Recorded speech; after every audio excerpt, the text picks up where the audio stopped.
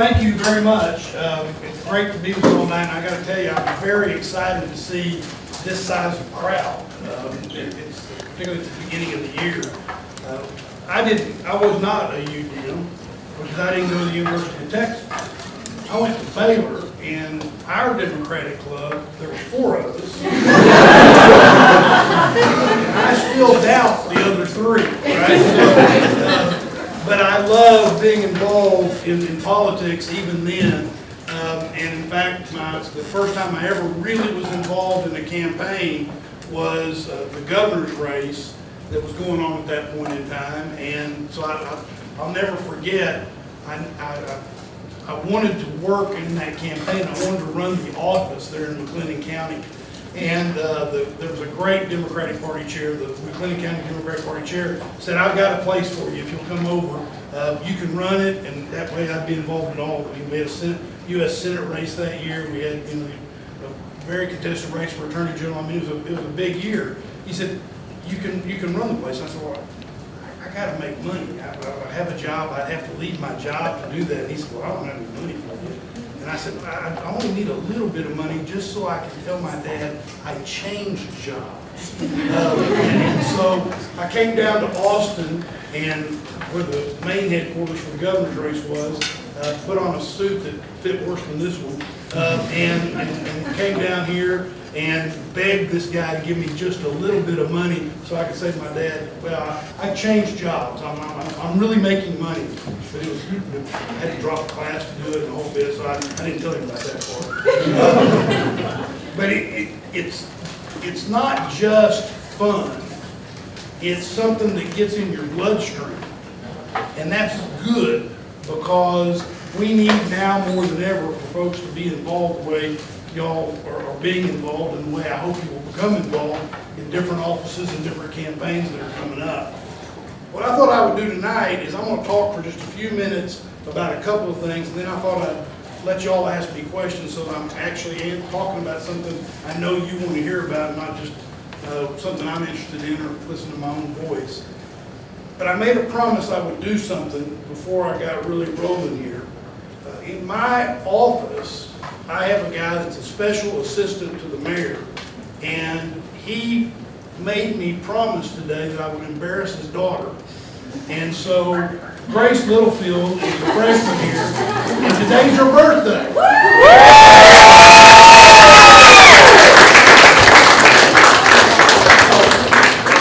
I've lived, once again, a politician that lives up to his commitment. So this is the second time I'm mayor. I was mayor from 1997 to 2001.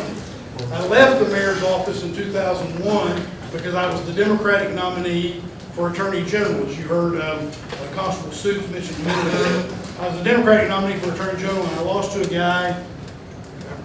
What's his name? What's his name? Do you remember his name? No. Abbott. Abbott's his name. I don't know what the guy's doing these days, but I lost that race, and then in 2006, I ran for the Texas Senate, representing the Austin area, and was elected, served as chair of the Democratic caucus in the Texas Senate, was elected president pro tem of the Senate by my peers, and I did that for 13 and a half years. I left that job in order to become the founding dean of the Hobby School of Public Affairs at the University of Houston. And I announced in February of 2020, I announced I'm leaving a job I love to become the founding dean of this school. That was February of 2020. And in March of 2020, they closed the campus. And so I had an apartment down in Houston and had everything that I needed. But I did the job wearing short pants on Zoom the whole time, and did that for about 13 months. When I said I was done with that, a number of people said to me, why don't you think about running for mayor? Why don't you run for mayor? And I loved being mayor the first time, and I love this city. And I decided to do it in part because of the people I'm looking at right now. When I got to Austin, it's 1981. I will age myself. But my wife and I moved to Austin right after I'd finished law school for 1 year. I had a job with a federal judge for 1 year. And we thought we'd go back up to North Texas because we had both grown up near Fort Worth and we'd gone to the same high school. And, she graduated a year ahead of me, and not because they held me back. It was, she's just older. Until I said that, she's just older. Anyway, so she graduated a year ahead of me, went out to Tech. I went to Baylor. We maintained a long-distance romance. And then when she finished at Tech, she moved to Waco, and I started law school. But we came here for 1 year. And the number of people that would say to us, "You'll never want to leave. You'll never want to leave." We actually made fun of them because we'd never been in a place that captivated people like that. And within about 3 months, we were saying, "I wonder if we can make a living here. I wonder if we can stay here." And the truth of the matter is it was pretty easy to stay here once I found a job that was going to last more than 1 year. In part, it was easy because even at age 23, with scraping together just a little bit of money, we could buy a house. And we did that. And then later we sold that house for a profit. We're able to move up into another house. And that, frankly, that first house is a part of money that we enjoy today because we were able to build on that. There was opportunity in this town for people to be able to afford to live here and to stay here. I am worried that if my generation doesn't get after it pretty hard right now, that we're going to create the first real generational inequity that Austin's known. It'll be generational inequity because we're not creating the opportunity from an affordability standpoint for those of you who may make the same decision that you want to stay in this wonderful place to be able to afford to live here. Now, you may stay, but some of the decisions will be that you won't be able to live in the city of Austin. You may have to live somewhere else. So one of the reasons I ran was because I don't want to be part of the generation that creates that sort of intergenerational inequity. So, working with Councilmember Cadre and others, we are working very hard to make sure that we have more affordability, more affordable housing. But also, we're working very hard to make sure that we make it where people can afford to live here, not just because the house or the living unit is cheaper. We're looking to make it where people can keep more money in their pockets. For example, I was very involved in Project Connect, creating the rail line, the passenger rail line. And in fact, in 2000, when I was mayor, I was the first mayor to put that on the ballot, put light rail on the ballot. And it lost by less than 2,000 votes. It won in Austin, but it lost in the precincts that are part of the Capital Metro Service Area outside of Austin, more conservative precincts, and we lost by less than 2,000 votes. And I say to people all the time now, think about what it would be like in Austin, Texas if we'd started building rail 23 years ago, and how much cheaper it would have been. But rail, in my view, and by the way, the legislature tried very hard to kill Project Connect. And I spent an enormous amount of time up there working the relationships that I had made as senator, and we ultimately killed that bill. But rail, part of the reason I'm so strong for rail in this city is because it creates housing opportunities. Our rail can't succeed unless we have greater density and more housing along the rail line. So this council has done a number of things, and we can talk about, if you like, some of the specific things we've done so that we will actually create more density along the rail line. But in addition to that, one of the big expenses for people wanting to stay in this town is transportation. So if we can create a system that is cheaper and you don't need to have a car, talk about environmental differences and that sort of thing, but from an affordability standpoint, we're also making a difference for this generation. We have to do that, and that's a big reason that I decided it was important for me to run again. And I'm excited that I'm there. It's been Been there now again another 7.5 months, I guess. It's been a really good time, although very reactionary. What I mean by that is there's so much we need to do, and we need to move so fast, you feel like you're always reacting to it. But I wanted to share with you why it is I'm doing this and what it's all about, and then I thought I would answer your questions, and we can talk about that or we can talk about anything else. So why don't you give me some questions? Yes, sir. I know we're only approaching your first year, but what's been your biggest challenge or change since your first time as mayor? Well, the first time that's a really good question, and it's a global sort of thing that causes a lot of cascading of things. The first time I was mayor, from 97 to 2001, Austin was becoming a big city. You could foresee some of the issues that we would need to deal with because we were becoming a city that was recognized globally, for example, when I was mayor, and Commissioner Howard will remember this because of the role she's played in helping people living homeless as part of her career. When I was mayor the first time, we created the first resource center for the homeless in Austin, Texas. We didn't have a resource center for the homeless. So we created the first one, knowing that we needed to be addressing issues like that. By the way, that was when we created the Downtown Community Court, which is to help people that are living on the streets, to help them get into services. We created that when I was mayor. We created the first women and children's, we put the first $3 million into women and children's shelter at that time. We created the first affordable housing trust fund because we could foresee that the way we were growing, if nothing else, just simple supply and demand was going to make a big difference on that. And we tried to pass the rail, that sort of thing. We were becoming a big city. We are now a big city. And the truth of the matter is that a lot of the issues that we were looking at that time have come to scale. And in a pretty rapid fashion. Give you, and we're internationally looked at.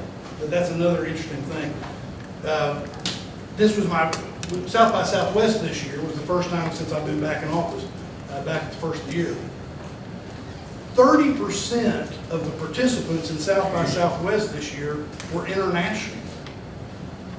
Last year, only 25%, and the numbers have gone up on participants. So you've got this. We're a focal point in a worldwide economy. And by the way, I learned that there's got to be, I haven't looked it up, but there's got to be an international treaty that says if you're a foreign dignitary, a minister of economics or an ambassador or the mayor of some city, international city, and you come to Austin for South by Southwest, you can't get reimbursed for your expenses unless you have your picture made with the mayor. The number of people that wanted, but the point of the funny story is that's how we're seen. And I'm going to charge people next year. We're going to put some money in the general fund for that. I will tell you that we don't have as much time. Things like affordability, things like transportation, things like water. When I was mayor the first time, I made a deal with the Lower Colorado River Authority to purchase more water. So we have a pretty good water supply for the 50 years that was supposed to last. But with the weather the way it is, with the evaporation the way it is, we're at a point where we have an emergency, in my view, on what we need to do there. So that's been the biggest challenge, and needing to move fast is also a challenge because it sometimes doesn't move at the speed I would like it to move. So I appreciate that question. Yes, back there. So speaking of challenges, I'm new to the area, but the first thing that I learned about politics in Austin was the incident when the governor, who shall not be named, overrode the decision that you and city council made to essentially shift funds away from policing and, that whole mess. can you expand on what that was like on your end or other things similar to that? Well, that's not the first time that the city of Austin has been in disagreement with the capital. And in fact, the whole time I've been in public life, that's been a big deal, right? We used to call it Austin bashing. And the first legislative session, when I was first mayor, the first legislative session, we held a big party for all the legislators that were coming to the legislative session, and we called it the Austin Bash. And so that's a consistent, even when I was in the Senate, you would see bills that were filed like that. I happen to be a believer that we don't have to have that kind of warfare. And I'll say it out loud. I believe that part of politics, part of making policy, let me put it that way, part of making policy is that you don't need to make unnecessary enemies. Twitter creates a real opportunity to make unnecessary enemies. And so frankly, you'll never see me tweet directly at somebody. That's not good dialogue. That's not going to end up making good public policy. But one of the things that we have to deal with, for example, the last thing I dealt with in my office today as I was leaving was a question from a reporter about a bill that's been filed, that passed and will become law on September 1st, that they call the Death Star bill, because it was a bill to, basically, it will preempt cities from being able to do many things that we need to do to provide for the quality of life of our citizens. That's been coming, that's not just Austin, that's all cities, and I think part of that's politics. I think it's the difference between big blue cities and a red state capital, and so there's a lot of politics involved in that. It used to be that the folks in control of the capital believed that good government was the one, being close to the people was the way you wanted it to be. And they wanted to preserve the power of local government, but that's shifted. So the way you deal with it is you push back appropriately, you push back and you try to make changes in those laws. That Death Star preemption bill has been challenged in court. And I personally believe that it's unconstitutionally vague and probably violates the Constitution in that the taking of the power away from home rule cities. So I hope that answered your question. I'll go right here and then I'll go over there. Okay. Well, jumping off that last point, she mentioned that she's new to the city. I'm also new to the Where are you city. from? I'm from Dallas, Okay. but I was in. Where are you from? I'm from Laredo. Yep. And so I feel like a lot of us might be new to the city. So my question was, are there any resources you'd like to highlight or ways for new people, new Austinians to get involved in the city and not to make this man career-wise? So any way for us to like get involved with the city? Well, that's great. I ought to not have been lost on me that some of you may not be from Austin. And by the way, Commissioner Howard is right in asking you to look at where it is that you live and in the precincts that you will vote. Because if you end up voting here, and I also encourage you to do that, if you end up voting here, you really need to know so that you can focus on the local officials. From a party standpoint, from a Democratic standpoint, it's never too early to become directly involved with the party. And you can do that both local party and statewide party. The Texas Democratic Party or the Travis County Democratic Party. I was chair of the Travis County Democratic Party years ago. I'm still very involved, even though the mayor's race is a nonpartisan race. I'm going to look at me here. But my point being that that's one of the ways that I would get involved, and I would look to be involved. With regard to the city itself, you ought to be looking for when there are internship possibilities, and the internship possibilities should not be just limited to the mayor and council officers. look for internship opportunities in the different departments of the city as well, because that, you know, I may give speeches sometimes, but the real work of policymaking is sometimes happening right there. It's not uncommon for the council, the mayor and council, to pass a resolution giving direction for something to occur, and so the rubber meets the road there. But it's looking for those specific opportunities. But I get involved right now. I was going to go here in the red shirt, and I was going to come here, and I'll come back to you. So obviously one of the biggest issues facing the city of Austin is housing unaffordability, or housing affordability. What do you plan on doing to help fix that? Well, I'll run through a few things that we've already started doing. I mentioned a minute ago the transit. We've passed a resolution and we've started the planning process for what we call equitable transit-oriented development, so that you will increase more housing and more density, and not just housing, because one of the things that's important is that you can't have deserts. You can't have food desert. You've got to have the kind of retail and store, food stores and that kind of thing in order to make it a viable neighborhood or viable place to live.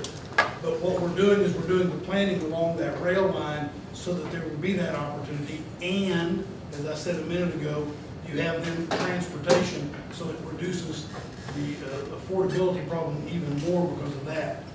In addition to that, we've started looking at a number of things that we know add to costs. So for example, parking requirements. In fact, Councilmember Codry was the leader on dealing with parking requirements, where we limited the requirements. In other words, we narrowed it down from what it was, because parking and putting that in adds to the cost. And you may not need it, right? There may be other ways to get around, and so we wanted to eliminate that cost. Another big thing is Austin has a minimum lot size requirement. In other words, this is the minimum. It's got to be this big, at least this big, in order to build a single-family house on it. And it would be a single-family house. And it'd be difficult under those circumstances. So one of the things we've done is we've started the process of allowing for smaller lot sizes, so that you can build, in some instances, maybe 3 units, 3 homes, where normally you would get 1 and not just be a big McMansion. So we're doing things like that. I met with a group of people yesterday. Right after I got elected mayor, I met with McKinsey Consulting, which is a big international consulting firm. And they just opened an office in Austin.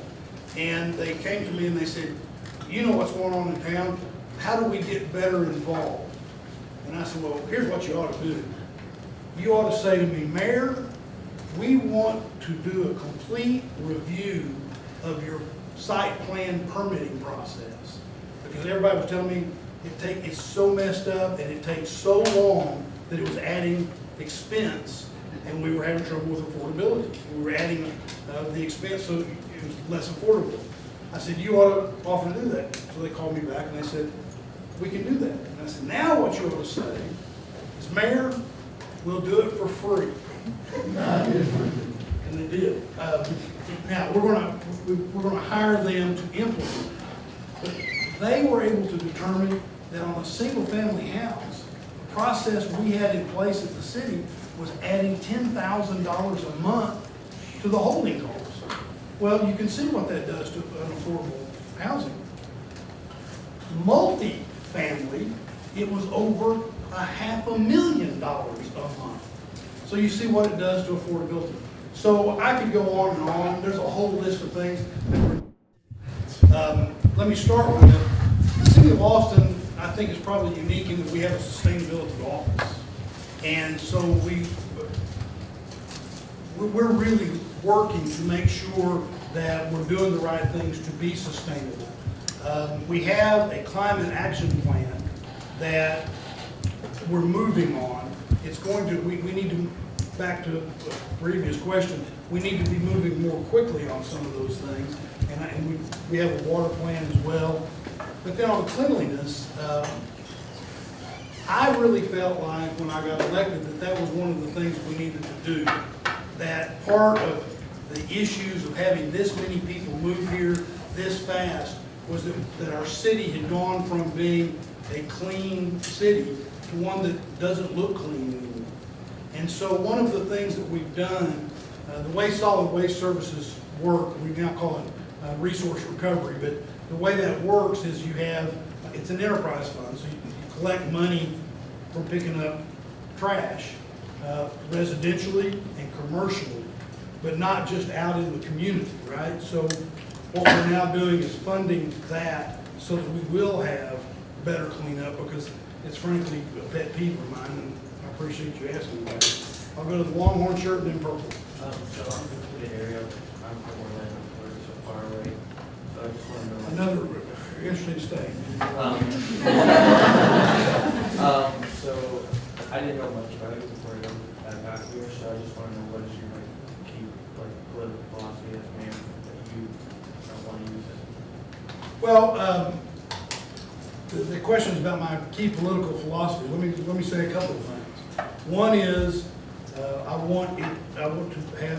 I've told you I want to make sure that we're providing as we become this big city, as we try to be the 10th largest city in America and an international focal point, that we're paying attention not just to the wealth of the moment. And when first time I was mayor, we had one billionaire. He had gone here for a while, but he stopped doing that. It was Michael Dell. And now we probably have 17, 18 billionaires in this town that have moved here in the past 5 to 10 years, right? It's a wealthy town, but is that an equitable town? How do we stay a complete town? And I think part of that is the intergenerational inequity, the generational inequity that I was talking about. But I also think it's equity as a general rule. So one of my goals, and we'll be having a big summit in October, is I want to change the economic development paradigm in Austin. For too long, it's been just at the end of every year, we count the number of new W-2s we created, the number of jobs we created, and we say, well, we won, we created more than anybody else. But what we're not doing is we're not focusing on the people that are behind those potential W-2s and making sure that the people in Austin are getting into those jobs. And so I've got a plan that we're going to do with regard to workforce development that will hopefully change that paradigm so that we have a more complete city and a more equitable city. And then I'll add one other aspect to that so that you get a feel for the way I approach it. The number 2 expense in most households behind the housing expense is childcare and early childhood development. And I'm very focused, and again, that relates to a complete city and equity and affordability, the ability to stay in the city. It also is one of the best ways, I think, to break down some of the systemic barriers, some of the systemic racism that keeps us from being a complete city. Because if you've got a kid in one part of town that has great access to early childhood development and child care, that child's going to succeed more than a child that doesn't and has to play catch up. And that's part of the systemic problem. In fact, I would argue it's one of the top 2 systemic problems that we ought to be addressing, the other one being access to capital. As we do this affordability effort, as we do all these things and we build affordable housing,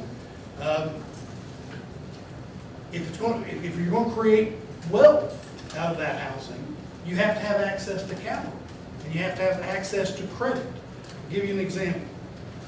The Miller neighborhood, many of you all will know it or will learn about it, Hey, it's called the Miller neighborhood because it used to be the Miller Airport. We used to have an airport there. And when we closed that airport, we redeveloped that 700 plus acres. And I was mayor when we did close the airport and when we did the plan, the comprehensive plan. And it was good, if I do say so myself. And it had lots of affordable housing in it. But looking back on it now, it's not as diverse a neighborhood as we thought it would be.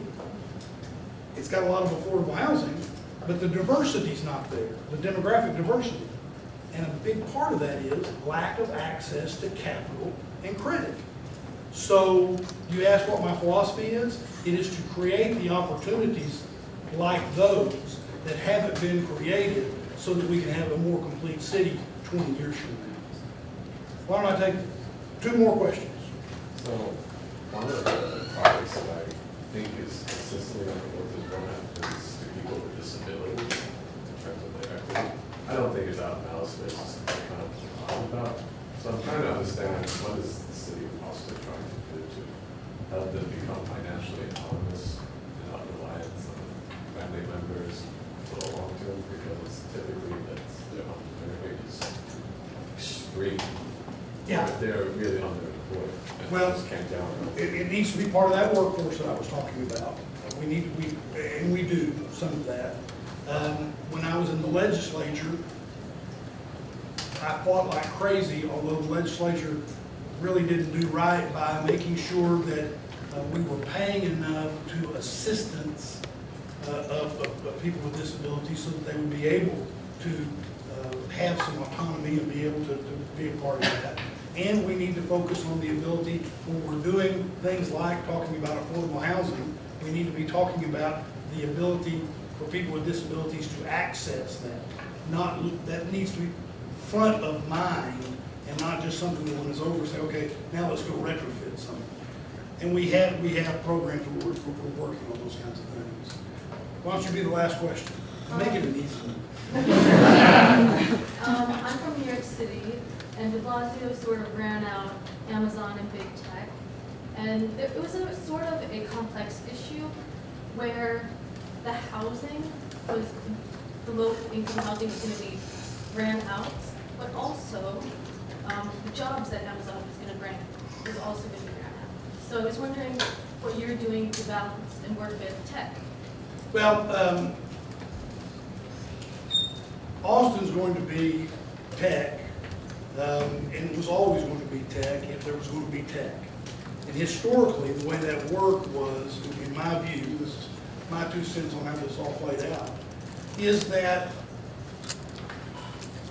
a couple of things shifted. One thing that shifted was what were the assets that you used for economic development? Well, in the old days, it was land. Right? Then with the land had the money. And then that shifted at the beginning of the last century to industrial assets, and the Industrial Revolution. And that went along for a while. And then there was a shift in the asset. And what the asset became is imagination. It was creativity. It was educated workforce. So that occurred. And of course, in Austin, Texas, it's no coincidence that we have tech and we have, we're a focal point in a worldwide knowledge economy when we have places like the University of Texas at Austin, and Tier 1 research, AAU, Tier 1 research university. But the other shift that occurred was that with the growing technology, you no longer needed to have a large mass of land to be a economic powerhouse. You no longer needed to have a big population. You didn't need to have a port. You didn't need to be a financial center. And the reason was you could now access labor, markets, and capital anywhere in the world, any time of day, with a button, push of a button, virtually. So what happened is people could go, the talent, the creativity, could go anywhere it wanted to go. So where was it going to go? Yeah. You got the answer? What about This wasn't a test. more about specifically how you would work your rail idea. Oh, well, the key to that is I gotta keep workers here. I've got people moving here. They wanna participate in this tech economy. Austin is going, the rest of the story is Austin's going to continue to grow. The CHIPS Act by itself that was just passed is going to be a big difference because of this place that we're standing in, you're sitting in. And so you got to have a place for the people to live. Otherwise, what it does is it drives up the price and becomes a burden. I'm also asking that the employers play a role, that they recognize that if they're going to create 2,000 jobs, that's, you know, I don't do the math on it, but, you know, at least a quarter of them might be moving from someplace else. And if I don't have space for them, all I've done is make it harder. If I don't have childcare for those workers, all I've done is make it harder. So part of the economic development paradigm that I'm talking about is I want us to focus on, if we're going to do economic incentives, along a la the anti-de Blasio kind of situation, if I'm going to do things like that, it's for those that are willing to participate as partners in things like housing, in things like helping me along those rail lines, things like childcare. Folks, I've really enjoyed this. I hope you all have. I just want to say thank you to you. Thanks for listening. But thank you for being involved, and please keep it up. Call me if I can be helpful.